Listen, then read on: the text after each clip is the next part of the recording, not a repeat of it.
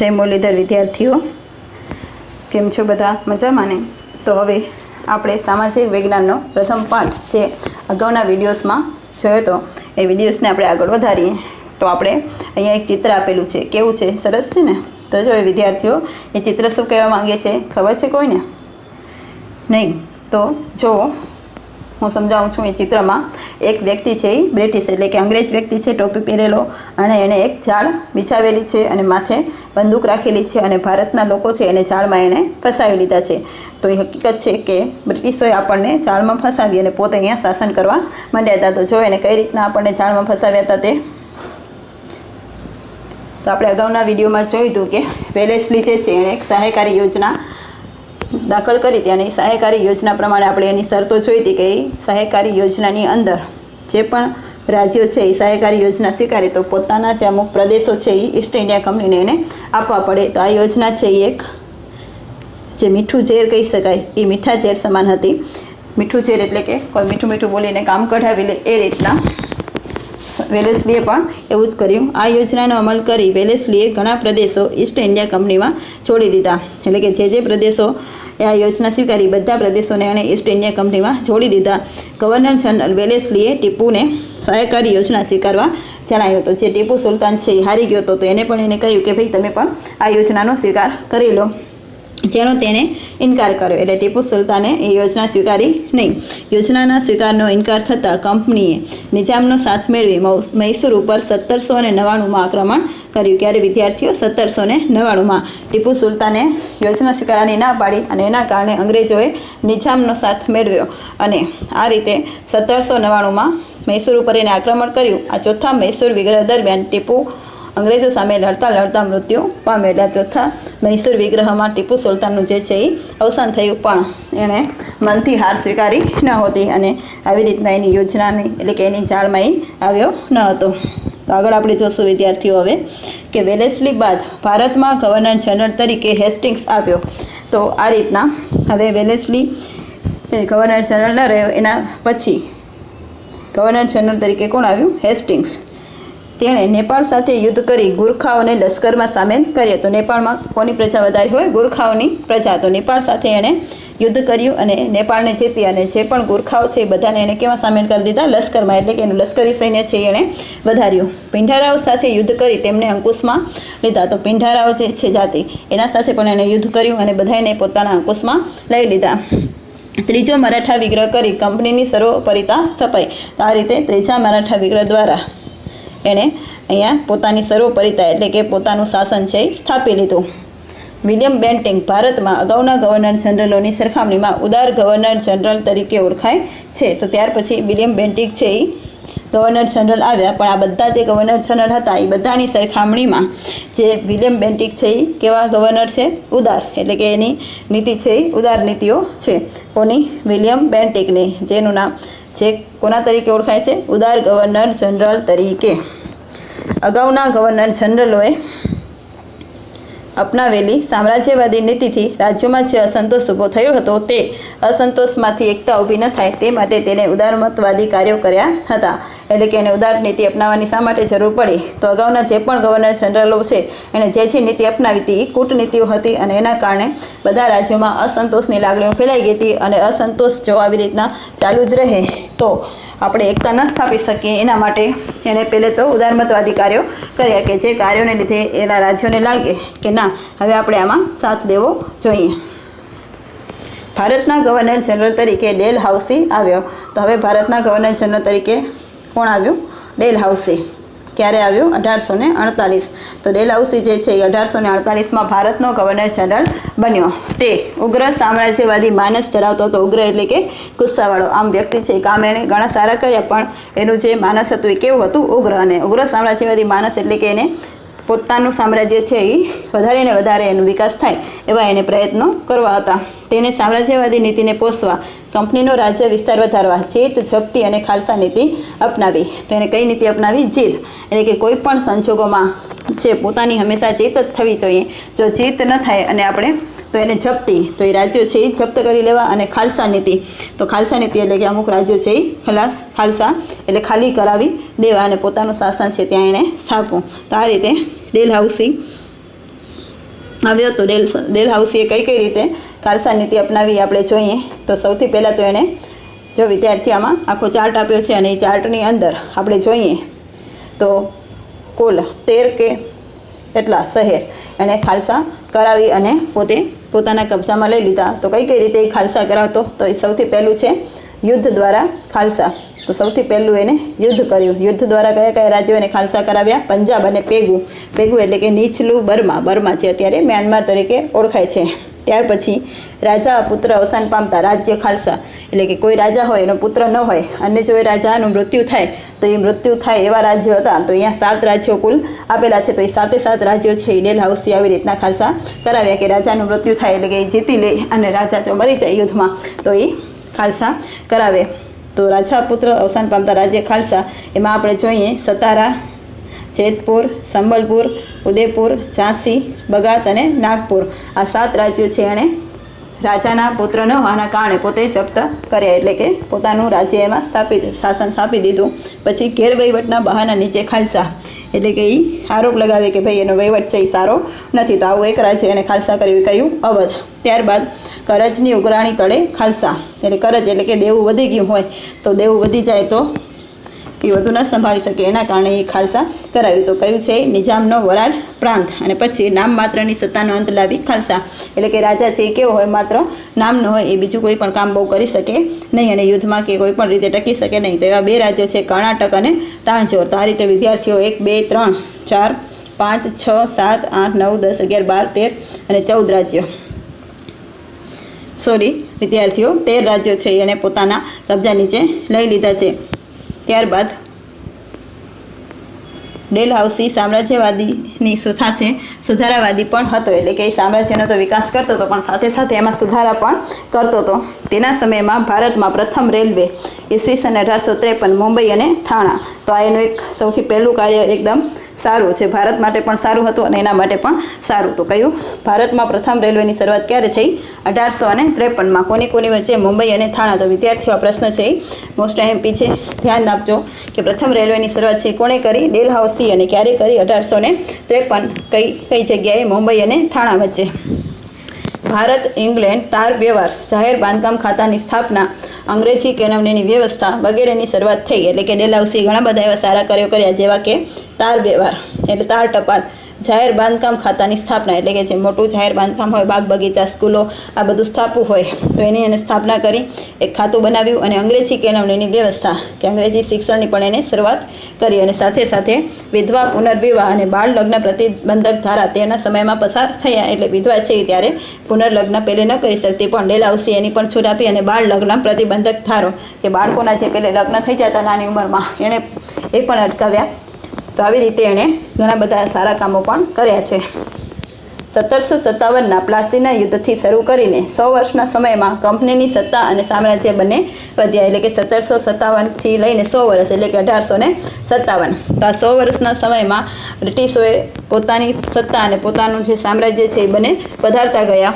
પરંતુ તેમ કરતાં ભારતના રાજ્યોનો અસંતોષનો સામનો તેમને કરવો પડ્યો. એટલે 100 વર્ષ એને એકદમ ક્રૂર રીતે શાસન કર્યું અને એના કારણે જે ભારતના રાજ્યો છે એને અસંતોષ થવા લાગ્યો અને અસંતોષ થયો અને એના કારણે અસંતોષ અંતે 1857ના ભારતના પ્રથમ સ્વાતંત્ર્ય સંગ્રામ સ્વરૂપે બહાર આવ્યો. એટલે હવે ભારતીયોને લાગ્યું કે આપણે બ્રિટિશોને અહીંયા શાસન કરવા ના આપવું જોઈએ અને બધા રાજ્યોમાં એકદમ અસંતોષ ફેલાઈ ગયો તેના વિરુદ્ધ. અને 1857માં પ્રથમ સ્વાતંત્ર્ય સંગ્રામ છે એ થયો. આપણે જોઈએ કે એ કઈ રીતે થયો. કંપની શાસનની આર્થિક અસરો એટલે કે 100 વર્ષ એને કંપનીએ શાસન કર્યું અને એના કારણે આપણી આર્થિક સ્થિતિ છે એમાં શું અસર થઈ તો આપણે જોઈએ.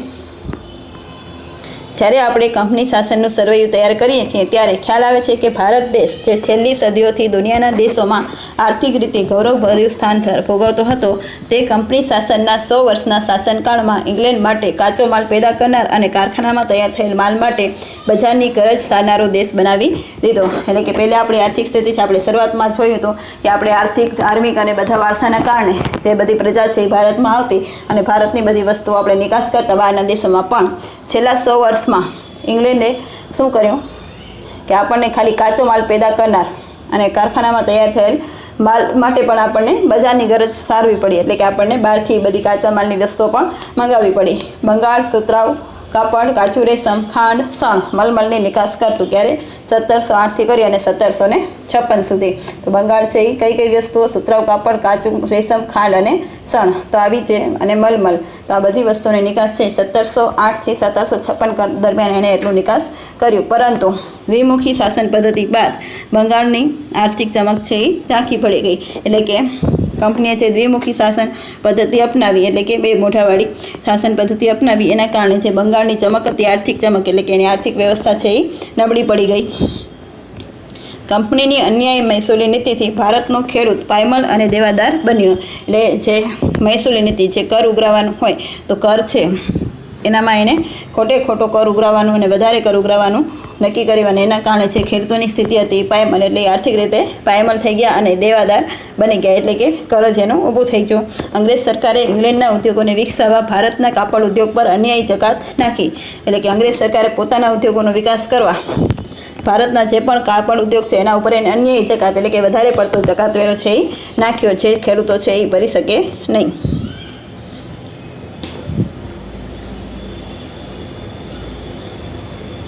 ભારતના હુન્નર ઉદ્યોગોને કચરી નાખવા વિવિધ અયોગ્ય રીત રસમ અપનાવી. હુન્નર એટલે કે જે હાથથી કામ કરતા હોય એ બધા, જેથી ભારતના ઉદ્યોગ ધંધા છે એ સાવ પડી ભાંગ્યા. ભારતનો કારીગર છે એ ગરીબ અને બેરોજગાર બની ગયો, કારણ કે ભારતનો જે કારીગર છે એટલું કમાતું ન હતું, એનાથી વધારે તો એ એના ઉપર જકાત નાખતા હતા. તો આના કારણે આપણો જે કારીગર છે એ કેવો બની ગયો? ગરીબ અને બેરોજગાર. કંપનીના વ્યાપારીઓ ખાનગી વ્યાપાર કરી બંગાળના કારીગરો પાસે ટૂંકી મુદતમાં ચોક્કસ જથ્થામાં કાપડ વળીને પૂરું પાડવાનો કોન્ટ્રાક્ટ લખાવી લેતા, અને કારીગર જો ઇનકાર કરે તો તેને ફટકા મારવાની કે જેલની સજા થતી. તો આપણા કારીગરો જે છે એ બેરોજગાર બની ગયા અને ફરજિયાત એને અંગ્રેજોની ગુલામીમાં કામ કરવું પડતું. તો એ લોકોએ શું કર્યું કે નક્કી કર્યું કે ભાઈ આટલું કાપડ છે એ આ જ સમયમાં તમારે એમને પૂરું વણીને આપી દેવાનું, અને જો એ ના પાડે તો એ શું કરતા કે એને ફટકા મારવાની કે જેલની સજા પણ કરતા. એટલે કે આ બધી સજાને બીકના કારણે જે કારીગરો છે એ કામ કરવા માટે તૈયાર થઈ જતા હતા. કંપનીના આગમન પહેલાં ભારતના ગામડા સ્વાવલંબી અને સમૃદ્ધ હતા. એટલે કે કંપની જે 100 વર્ષ પહેલાં આવી, 100 વર્ષ પહેલાં આપણા જે ગામડા હતા એ સ્વાવલંબી, એટલે કે પોતાના પગ ઉપર ઊભા રહી શકે એવા હતા અને એકદમ સમૃદ્ધ હતા, જે અંગ્રેજોના શાસનની અસરથી ગરીબ અને પરાધીન બન્યા. તો આ રીતે અંગ્રેજોએ જે બધા ગામડા છે સ્વતંત્ર રીતે કામ કરતા હતા એને પોતાના આધીન બનાવી દીધા. ઈસ્ટ ઇન્ડિયા કંપનીના શાસનકાળમાં ભારતમાં મુંબઈ થાળા વચ્ચે પ્રથમ રેલવે, ઇંગ્લેન્ડ ભારત વચ્ચે આગબોટની સેવાની શરૂઆત અને મુંબઈ, મદ્રાસ, કોલકાતા જેવા મહાબંદરોનો વિકાસ પણ થયા. તો આજે એ સારા કામો છે એ થયા, એ એણે પોતાના લાભ માટે કર્યા હતા, પણ એ આપણા માટે પણ ફાયદાકારક થયા. સૌ પ્રથમ છે એ રેલવે મુંબઈ થાળા વચ્ચે કોણે ચાલુ કરી હતી? વિદ્યાર્થીઓ યાદ કરો, આપણે આગળ ભણીને આવ્યા છીએ. ડેલહાઉસીએ 1853માં પ્રથમ રેલવે છે એ શરૂઆત કરી હતી મુંબઈ અને થાણા વચ્ચે. ત્યારબાદ ઇંગ્લેન્ડ ભારત વચ્ચે આગબોટની સેવાની શરૂઆત, એ પણ આપણા માટે ઉપયોગી થઈ, અને મુંબઈ, મદ્રાસ, કોલકાતા જેવા મહાબંદરોનો પણ વિકાસ થયો. તો આ રીતે આ સારા કાર્યો પણ ઈસ્ટ ઇન્ડિયા કંપનીની મદદથી આપણે કરી શક્યા.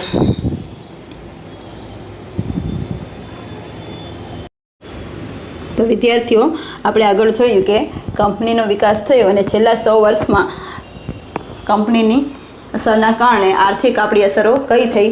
તો આપણે આ અસર જોઈ કે કારીગરો જે બધા છે બેકાર બન્યા અને બેરોજગાર બન્યા, અને એને ફરજિયાત રીતે અંગ્રેજોની ગુલામી નીચે કામ કરવું પડ્યું, અને આર્થિક સ્થિતિ આપણી જે છે એ કથળી ગઈ. ત્યારબાદ આપણે જોઈએ કે કંપનીની શાસનની સામાજિક અસરો. તો સમાજમાં એની શું અસર થઈ? તો વિદ્યાર્થીઓ, બ્રિટિશ વહીવટ દરમિયાન વર્તમાનપત્રોના વિકાસથી ભારતીય પ્રજામાં વિચાર, વાણી સ્વાતંત્ર્યની ભાવના વિકસી. તો વર્તમાનપત્રો જે એને શરૂઆત કરાવ્યા, તો વર્તમાનપત્રોના કારણે શું થયું કે ભારતની પ્રજાએ વાંચવા લાગી અને એના વિચાર છે એ બદલાયા, અને એની વાણી સ્વાતંત્ર્યની, એટલે કે એ જે પણ બોલે એ બોલી શકે, એ સ્વતંત્રતાથી બોલી શકે. તો આ બધી ભાવનાઓ છે એ વર્તમાનપત્રોના કારણે વિકસી. એ સમય દરમિયાન ભારતીય સમાજમાં કેટલાક પ્રદેશોમાં કુરિવાજો જોવા મળતા હતા. તો ભારતીય સમાજમાં અમુક કુરિવાજો હતા, જેવા કે સતી પ્રથા, પુત્રીને દૂધ પીતી કરવાનો રિવાજ, બાળ લગ્ન.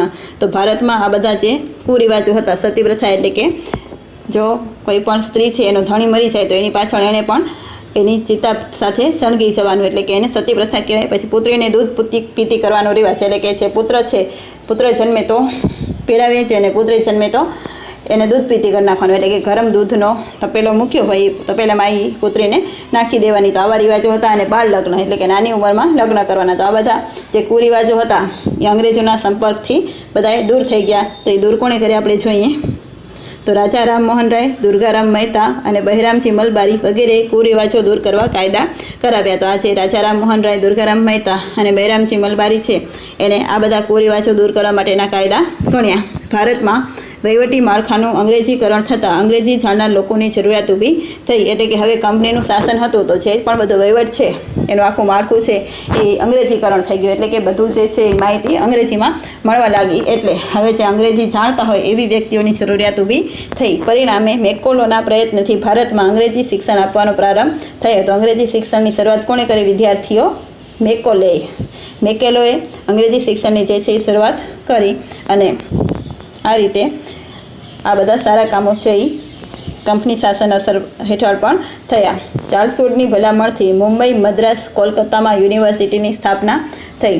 તો વિદ્યાર્થીઓ સૌપ્રથમ કોલેજોની સ્થાપના ક્યાં થઈ? મુંબઈ, મદ્રાસ અને કોલકાતા 3 જગ્યાએ યુનિવર્સિટીઓની સ્થાપના થઈ. આપણે જેમ અહીંયા કચ્છ યુનિવર્સિટી અને ગુજરાત યુનિવર્સિટી છે એવી રીતના કોની ભલામણથી? ચાર્લ્સ વુડની ભલામણથી આ 3 જગ્યાએ મુંબઈ, મદ્રાસ અને કોલકાતામાં યુનિવર્સિટીઓ સ્થપાઈ. અંગ્રેજી શિક્ષણના કારણે ભારતમાં અંગ્રેજી જાણનારો વર્ગ ઊભો થયો. એટલે કે અંગ્રેજીની જરૂરિયાત ઊભી થઈ અને એના કારણે આ યુનિવર્સિટીઓમાં અંગ્રેજી જાણનારો વર્ગ એક ઊભો થઈ ગયો. સમય છતાં તેણે સુધારાવાદી માંગણીઓ કરી સુધારાની પ્રક્રિયાને વેગ આપ્યો. એટલે શરૂઆત છે એ કંપનીએ કરી અંગ્રેજી શિક્ષણની, પણ જેમ જેમ સમય જવા લાગ્યો તેમ તેમ અંગ્રેજી જાણનારો વર્ગ છે એને લાગ્યું કે ના, આપણે આપણા દેશમાં સુધારા કરવા જોઈએ. તો એણે આવી માગણીઓ કરી અને સુધારાની જે પણ પ્રક્રિયા છે એને વેગવંતી બનાવી. ત્યારબાદ ઉપસંહાર એટલે કે આ પાઠનો છેલ્લે સાર શું છે?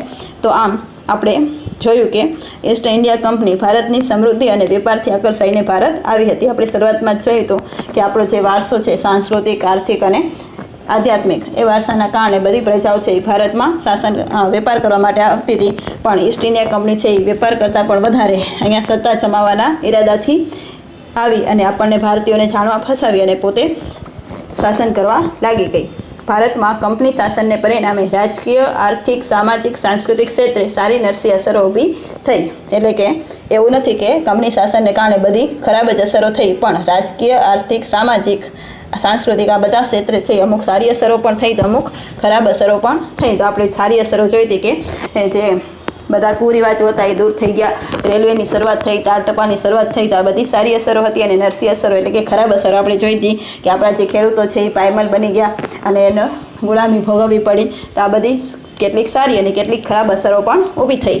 કંપનીએ ભારતના ભોગે ઇંગ્લેન્ડને સમૃદ્ધ કરવાની નીતિ અપનાવી. એટલે કંપની છે એ શાસન કરતી હતી ભારતમાં, પણ એ હતી ક્યાંની? ઇંગ્લેન્ડની. તો એને લાગ્યું કે ભારતનો ગમે જે થવું હોય થાય, પણ આપણને ઇંગ્લેન્ડને જે સમૃદ્ધ કરવાની નીતિ છે એ અપનાવવી જોઈએ. અને ભારતમાં આવી પોતાના લાભ માટે જે વ્યવસ્થામાં સંસ્થાગત સુધારા કર્યા તેનાથી ભારતને પરોક્ષ રીતે લાભ થયો. એટલે કે જે એણે સારા કામો કર્યા હતા ભારત માટે એ ભારત માટે નહોતા કર્યા, પણ પોતાના સંસ્થાનો સુધારો થાય, પોતાની કંપનીનો સુધારો થાય, ઇંગ્લેન્ડનો વિકાસ થાય એ માટે એણે આ બધી શરૂઆત કરી હતી. પણ એનો આપણે પ્રત્યક્ષ નહીં તો પરોક્ષ રીતે એટલે કે ઇનડાયરેક્ટલી આપણને પણ એનો ફાયદો થયો. તો આ છે વિદ્યાર્થીઓ ભારતમાં બ્રિટિશ સત્તાનો ઉદય, જે ચેપ્ટર આપણે અહીંયા પૂર્ણ કરીએ છીએ.